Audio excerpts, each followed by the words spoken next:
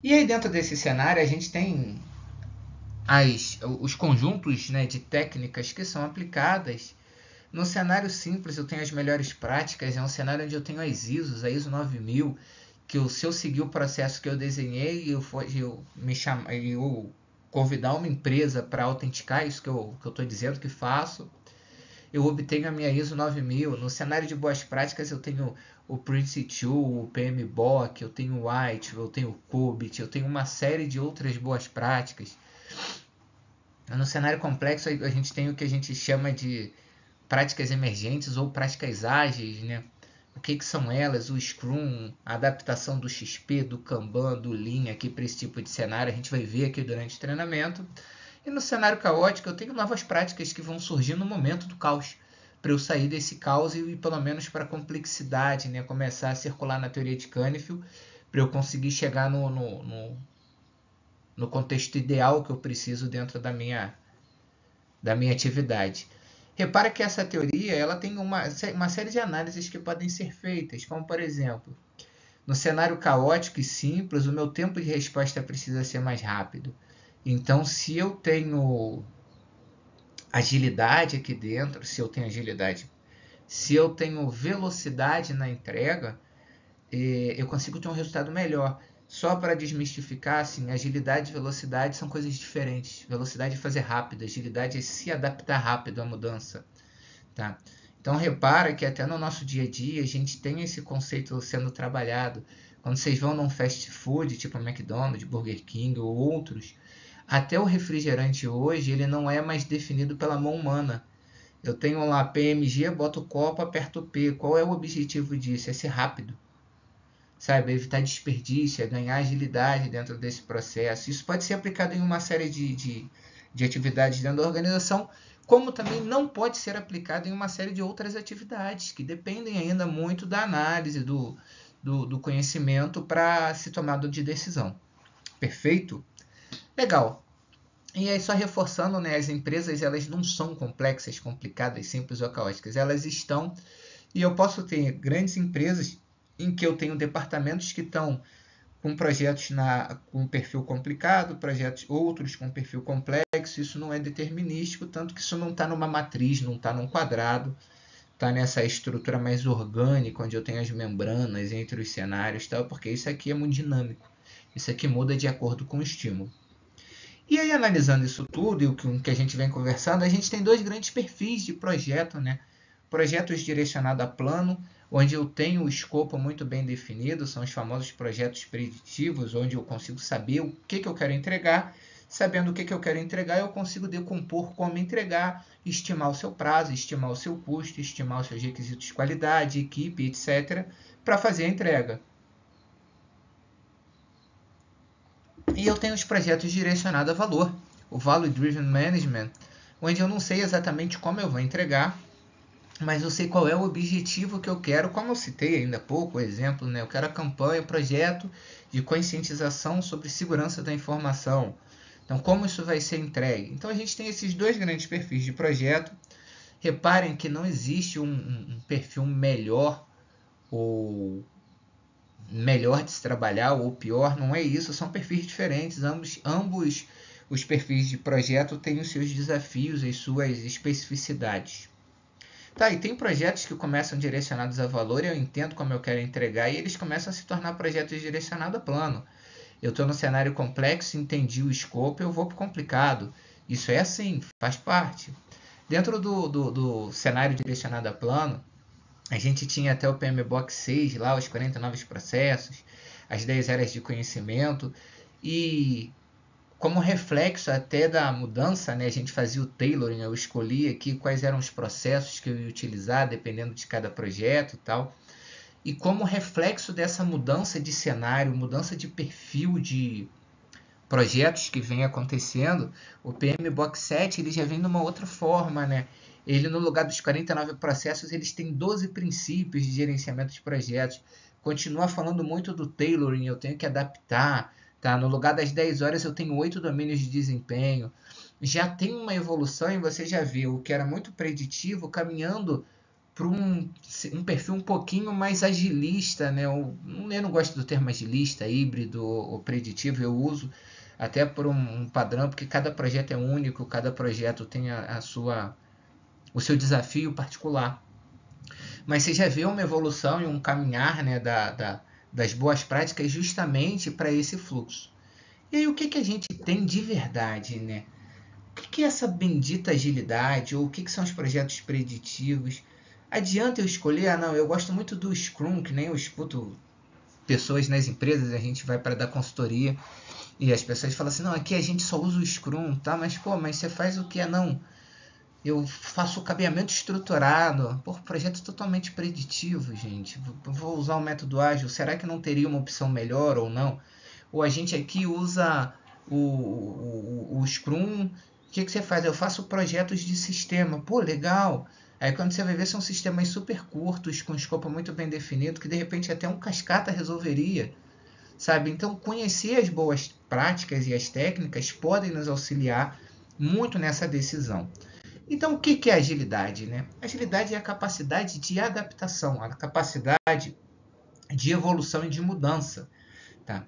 E aí, quando a gente vai para a área de tecnologia, para a área de software, a gente tem uma métrica que é muito conhecida por todo mundo, que é o WTF, né? Um bom código tem menos, WTF, um código ruim tem mais. Né? Mas como é que a gente consegue, por que tem esse comportamento?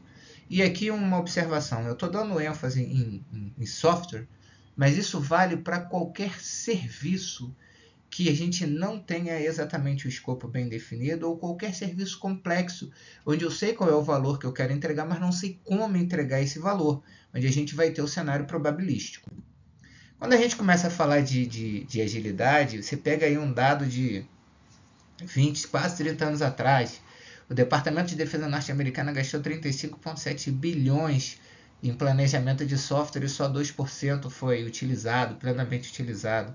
E repara, quando a gente pega o último Chaos Report, você tem muito uma evolução de, eu acho que se eu não me engano são 20 ou 22% de sucesso em projetos. A grande parte está em projetos que eles classificam como desafiadores, isso é, eles ainda não foram cancelados, mas já estouraram o prazo ou o custo do que está sendo desenvolvido. Então repara que quando a gente fala de agilidade, a gente tem uma série de afirmações que vão respaldar o que a gente está conversando. Em um novo projeto de software, os requisitos nunca são completamente conhecidos até que os usuários os tenham utilizado. Por mais que você faça uma série de testes, vai ter mudança. Tá? A gente sabe disso. Uma outra sentença do Hardarziv, que eu gosto muito, é a incerteza inerente e inevitável nos processos de desenvolvimento de software e de produto, como um todo. E aí a gente tem uma série de técnicas. Quando a gente começa a falar, né, que dentro de software, que vem muito da engenharia, a primeira técnica, a primeira metodologia formalizada pelo Winston Royce, na década de 70, foi o modelo cascata, o modelo Waterfall. O que esse modelo previa e o porquê desse modelo? Ele vinha muito inspirado nas técnicas de engenharia, onde eu consigo gerar uma linearidade, né? Eu boto cada etapa numa caixinha. Se eu seguir a caixinha anterior, muito bem feita, a minha próxima caixinha vai ser um sucesso, porque eu tenho a saída de um processo, é a entrada de outro, a saída de um é a entrada de outro, eu não consigo paralelizar nem nada disso, por isso o nome cascata. E a gente tinha lá os requerimentos de sistema, requerimentos de software, análise, design do programa, codificação, teste e uso. Tá? E aí a gente trabalhou isso daqui na época, só fazendo justiça ao Winston Royce, ele afirmou que isso aqui tinha um risco para grandes projetos, ele tinha que ser feito de maneira muito iterativa, né? Então eu pego um projeto grande, decomponho em partes e aplico em partes, mas de qualquer forma não foi assim que foi adotado. Na época não se existia um padrão de desenvolvimento de software, e ele foi adotado pelo mundo todo e grandes projetos começaram a falhar, já que a gente tem uma série de críticas ao modelo cascata para grandes projetos, como por exemplo, eu não tenho uma política de feedback, outra, eu não tenho validação incremental de cada etapa, eu vou testar no final, o usuário ele conversa comigo do início e no final, Eu não tenho essa proximidade e a gente sabe que a área de negócios muda. É da dinâmica de negócios mudar e a gente precisa acompanhar, o sistema precisa acompanhar essa mudança. Então, dentro dessa evolução, uma outra crítica é que até a etapa de código eu só gerava papel, eu não gerava produto. E qual é o grande desafio quando eu começo a gerar muito papel? Imagina, DFD, diagrama de entidade de relacionamento, diagrama de classe, entre outros. Na época não tinha, né, o ML até o RUP e a UML, um dos filhos do Houston Royce está envolvido, tal, mas isso é uma outra história. A gente tinha uma grande geração de papel e o grande desafio é, quando eu tenho projetos preditivos, como por exemplo na engenharia civil, na construção de prédio, se eu tenho aqui a planta arquitetônica, planta estrutural, planta hidráulica, planta elétrica, se eu tenho os diversos planos e entrego para empresas diferentes no mundo, como é uma ciência extremamente preditiva, eu tenho uma grande chance de ter o mesmo resultado, tá? Ou resultados muito similares, independente da empresa que execute, se eles seguirem o plano. Perfeito? Legal. E é assim que funciona em software? Quando você entrega lá aquele bando de diagrama para os desenvolvedores, será que o produto é o mesmo? Eu posso ter até as mesmas funcionalidades, mas com certeza, no mínimo, a interface é completamente diferente. O fluxo de navegação é completamente diferente. A gente tem uma série de incertezas que são preenchidas pela experiência ou por premissas que o desenvolvedor vai colocar a partir do momento que eu não tenho como ir validando. Então, uma das coisas que os métodos ágeis vai trazer é o cliente para próximo dessa equipe de desenvolvimento. A gente vai validando em cada etapa. Perfeito? Mas legal. Fazendo essa reflexão, a gente tem uma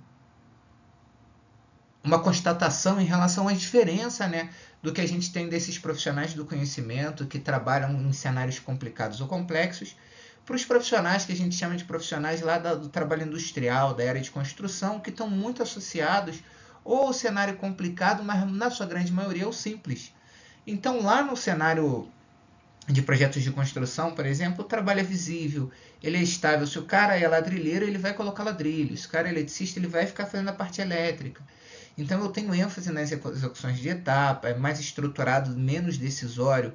O operador ali ele decide pouco, ele tem que executar o que já foi decidido. Eu tenho um comando e controle muito forte, uma padronização, medição de desempenho é padronizada, o funcionário que está ali ele é um custo, né? Porque se eu conseguir alguém que faça a mesma coisa, mais barato eu troco. Já quando a gente está trabalhando nesses cenários com perfil mais complicado e complexo, principalmente, esse trabalho é invisível. Muitas vezes eu estou pensando na solução e ainda não produzi. O meu esforço mental ele é muito mais amplo do que o esforço visual que a gente vai gerar. O trabalho ele é instável. Em alguns momentos eu vou estar analisando um ponto, em outros eu vou ter que analisar outro ponto, eu vou ter que me adaptar nesse processo. Eu tenho ênfase nas mudanças e não na execução de etapas. Eu decido mais e menos estruturado. Eu não quero saber como fazer, eu tenho que saber o porquê do fazer, né? Eu tenho que ter entendimento, eu tenho que ter autonomia, é um processo de inovação contínua, e o trabalhador